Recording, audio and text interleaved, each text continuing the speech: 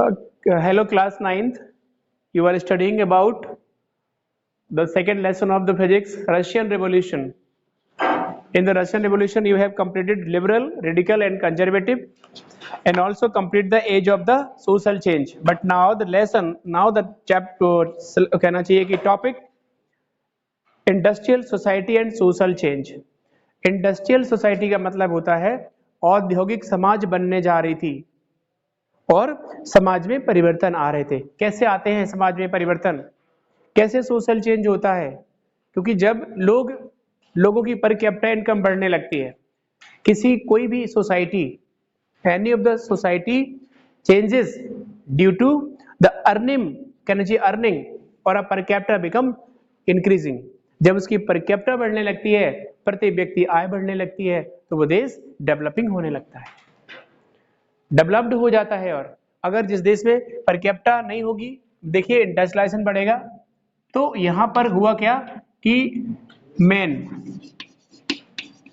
Women, children's, सबने थोड़ा बाहर निकलना सीखा और काम करना भी सीखा। पहले लोग केवल उसके थे, कंजर्वेटिव विचारधारा के थे कि काम ही नहीं है, गांव ही है, रोजगार ही नहीं है। इस तरीके से देखो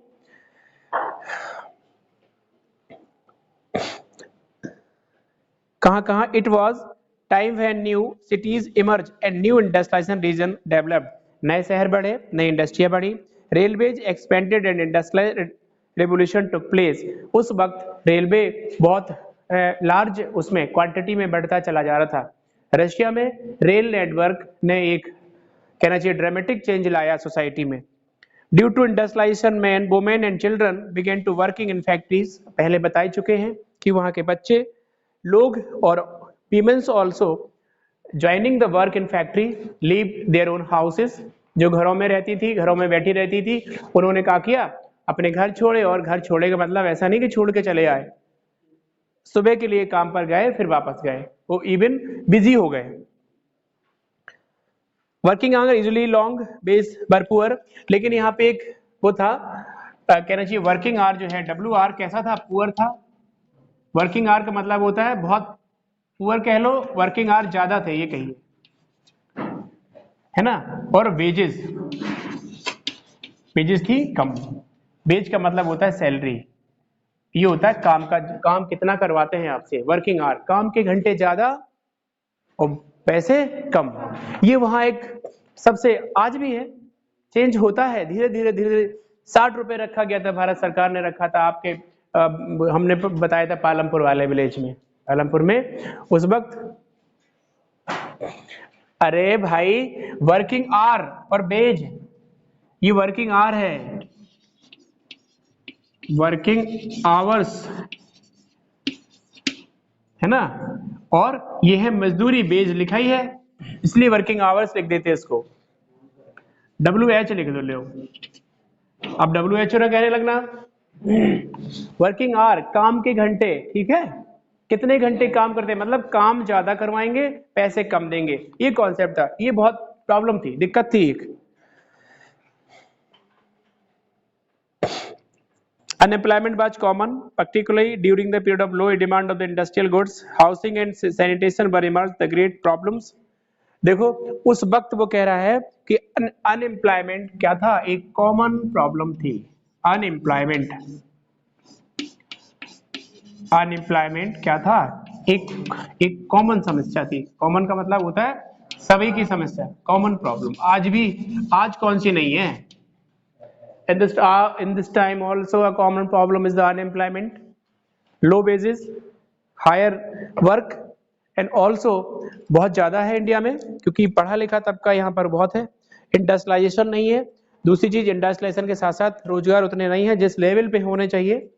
और यूथ तो आ ही रहा ना भाई, आप 9th में हो, 3 साल के बाद 12th हो जाएगा, आप भी बड़े हो जाओगे, आप कहोगे सर अब रोजगार क्या करें। तो ये एक समस्या बनती जा रही है, पूरी दुनिया के लिए है। हालांकि जो यूरोपीय देश है वो अपना इंडस्ट्रियलाइजेशन बढ़ा के, टेक्नोलॉजी इंप्रूव करके कैसे भी अपने लोगों को रोजगार मुहैया कराते हैं। इंडिया में एक समस्या है कि हम यहाँ पे पिछड़ जाते हैं। दूसरी चीज है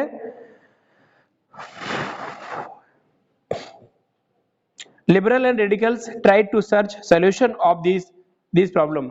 यहाँ पर अब सबसे ज्यादा काम पर लगे अनएम्प्लॉयमेंट की जो प्रॉब्लम को सॉल्यूशन देने के लिए। सॉल्यूशन कौन प्रोवाइड करा रहा था? यहाँ पे लिबरल लोग, लिबरल और radicals also, liberal and radical. इन्होंने कहा कि हम इस समस्या का समाधान करेंगे, सॉल्यूशन करेंगे। लिबरल्स बोले और रेडिकल्स ने भी कॉन्सेप्ट बनाया कि हम इस समस्या का समाधान करेंगे। किसका? बढ़ती बेरोजगारी पहला, दूसरा अगर है रोजगारी तो कम वेज, घंटे ज्यादा, इसका भी ये समाधान हम निकालेंगे। कैसे समाधान होगा इसका? Almost all industries were the property of the individual, liberal and radical themself were often property owners are employer. वो कह रहा कि अब कैसे निकालेंगे? जो ओनर्स थे, ये इंडस्ट्रियल जो ओनर्स थे, ऐसा कह लीजिए, जो तो पर्टिकुलरली कौन कौन थे? लिबरल या रेडिकल ही में से थे। जो ओनर थे वो भी लिबरल रेडिकल थे, लेकिन वहां पर मोस्टली एम्प्लॉयर ज्यादा थे, मोस्टली एम्प्लॉयर। तो फिर एक समस्या खड़ी हो गई कि भाई अब अगर हम किसी भी इंडस्ट्रियलाइजेशन का या उद्योगपतियों का अगर विरोध करते हैं तो हम लिबरल ही हैं, हम ही रेडिकल हैं, हम ही लोगों में से किसी की कंपनियां हैं, तो कैसे करें? लेकिन अब वो कह रहा है कि मालिक कम और एम्प्लॉय ज्यादा थे। तो यहां से बात साफ होती चली आ रही है कि लिबरल रेडिकल्स के ओन इंडस्ट्रियां थी, बट ओनर कम थे और एम्प्लॉयर वहां पे ज्यादा थे। They made their wealth through trade or industrial venture, and so they felt that such effort should be encouraged, that benefit would be achieved, the workforce of the economy was health and citizens were educated। देखिए वो उनका मानना था कि भाई अगर हम यहाँ पे काम करेंगे तो लोग हैं भाई, तो वो थोड़ा इनकम उनकी बढ़ेगी। अगर कोई रेडिकल्स या लिबरल्स है, इंडस्ट्री में काम करता है, या दुनिया का कोई भी आदमी अगर रोज वर्क में होता है ना, काम करता है किसी न किसी क्षेत्र में, तो वो डेवलप्ड हो जाएगा। वो कह रहे हैं हायर एजुकेशन भी हम गेन कर पाएंगे। भाई हायर एजुकेशन तभी आप गेन कर पाओगे तब आपके घर में अच्छी कंडीशंस हो, ये भी सच है। एंड दिस टाइम गुरुकुल शिक्षा तो है नहीं कि गुरुजी बैठे हैं, ऐसा तो है नहीं। आप हमसे बाहर करोगे बात तो हम कह देंगे नहीं, यहाँ नहीं बात करेंगे, अब आप फोन पे बात करना या वहां आना, सबके स्पॉट है, ये सब चीज है ना।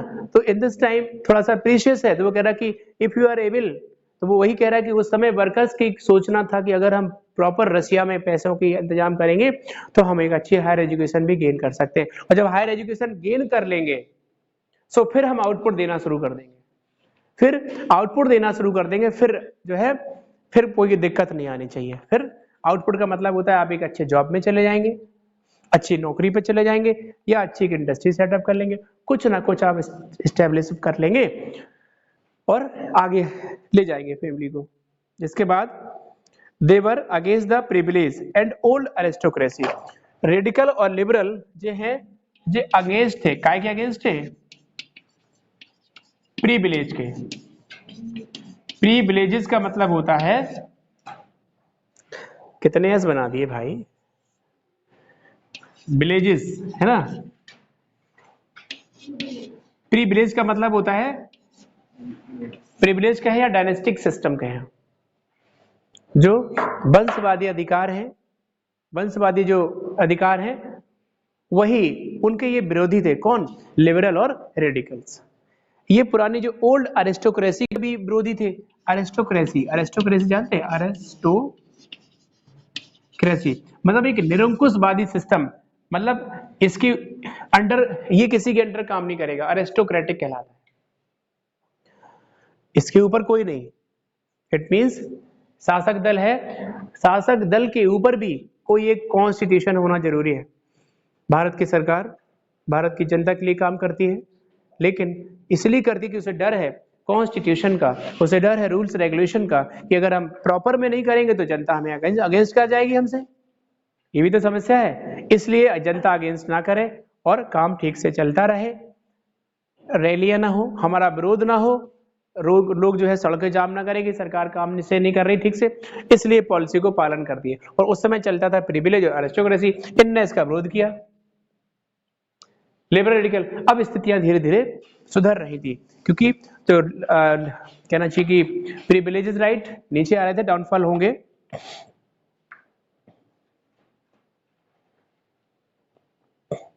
कहां पर थे? If the poor could labor and those the capital could operate without any kind of the restraint, many working men and women who wanted change this world openly, और कुछ जो लोग इन, अब देखो लिबरल और रेडिकल का जो लोग सपोर्ट कर रहे थे, इसमें से मैन और वोमेन दोनों थे, वो उनका सपोर्ट कर रहे थे। कैसे? ओपनली सपोर्टेड, है ना, ओपनली सपोर्ट। कुछ सपोर्ट होते जो हिडन सपोर्ट होते। हिडन का मतलब होता है कि भाई ठीक है सपोर्ट करेंगे लेकिन हिडन रहेगा। ये सपोर्ट था ओपनली की I supported to you, that many of the women and men are supporting to the liberal concept of the liberal and radical in Russia who against इसके privilege and aristocracy।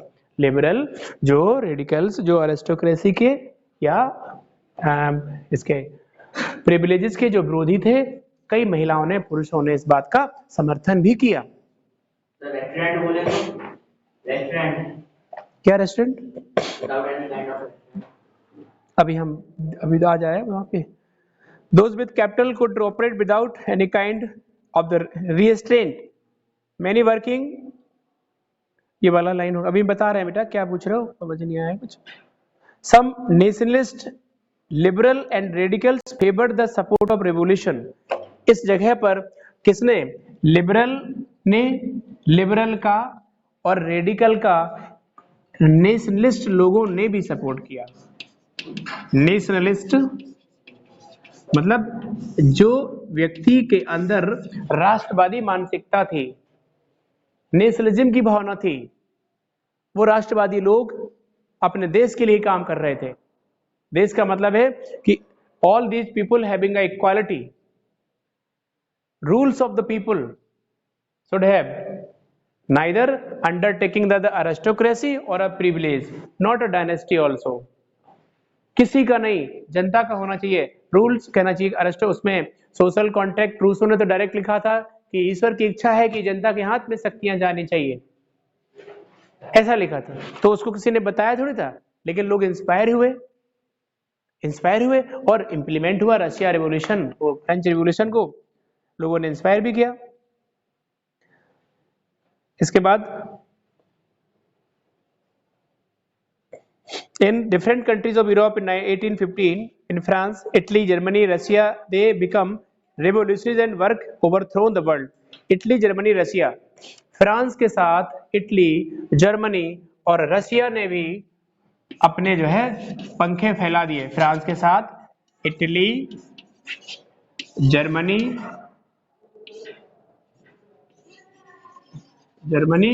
और Russia ने भी अपना जो है इस तरीके से पूरी दुनिया को इंस्पायर करने के लिए लोगों का सपोर्ट किया, क्योंकि ये लोग इंस्पायर थे, इटली वाले, रशिया वाले, जर्मन वाले, क्योंकि फ्रांस में रेवोल्यूशन का परिणाम आ चुका था। रेवोल्यूशन के फायदे लोगों को पता लग चुके थे।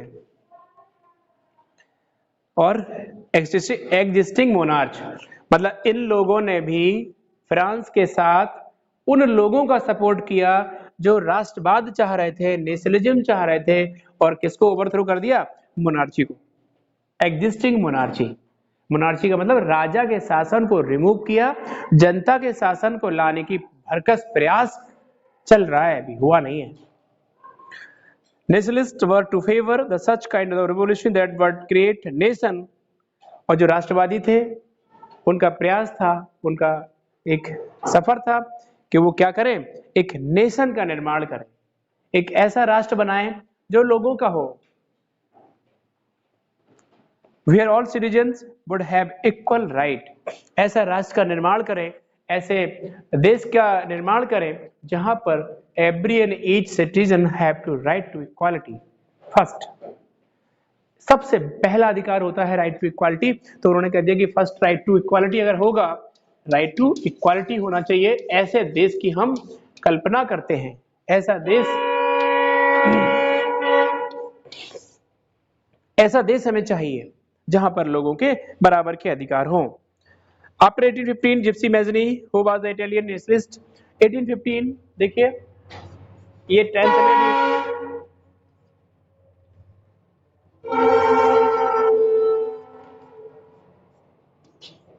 Gypsy Mazzini who was the Italian revolutionary, एक यंग मैन इटालियन का था, इटली का एक जिप्सी मैजनी एक क्रांतिकारी था जिसने इटली यूनिफिकेशन में काफी लीड रोल अहम रोल अदा किया।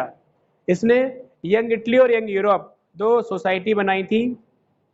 This goal Italy nationalist through out the world including India read his writing.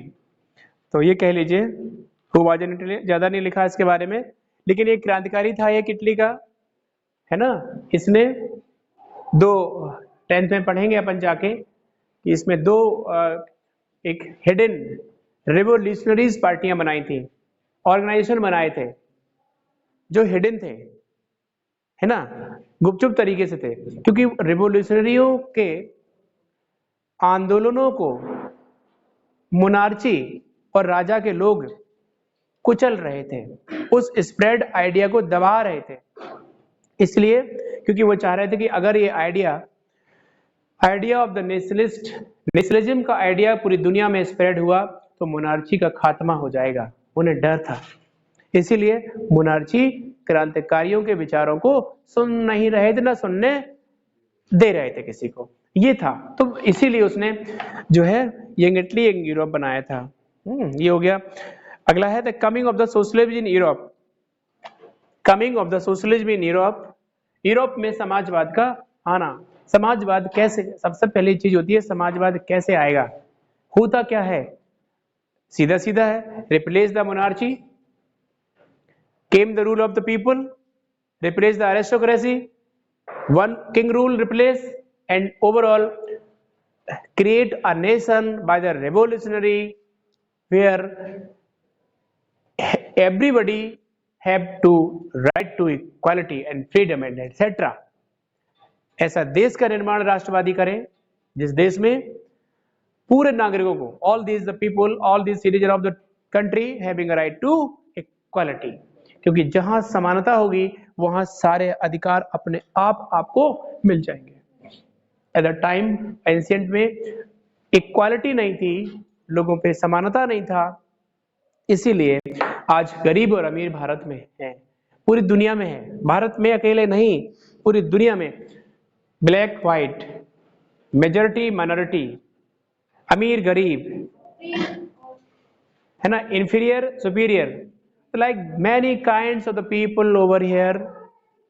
और यह क्रिएशन, यह डिफरेंस पुराना है, ये नया नहीं है। इसमें भी लोग भेदभाव करते थे। Racial discrimination also in south Africa, तो इंडिया में भी होता है रेशियल डिस्क्रिमिनेशन, पर दिख नहीं रहा होगा। किसी गरीब के साथ बदतमीजी, एक रिक्शा पुलिंग से उसको डांट देना, ये भी एक रेशियल डिस्क्रिमिनेशन ही है। वो भी रास्ते में जा रहा है, वो भी पब्लिक प्रॉपर्टी यूज कर रहा है, अब उसकी गाड़ी धीमी चलती तो उसका दोष नहीं है, तो नो। तो ओवरऑल ये आप सोशलिज्म हम लोग पढ़ेंगे नेक्स्ट उसमें। Thank you so much.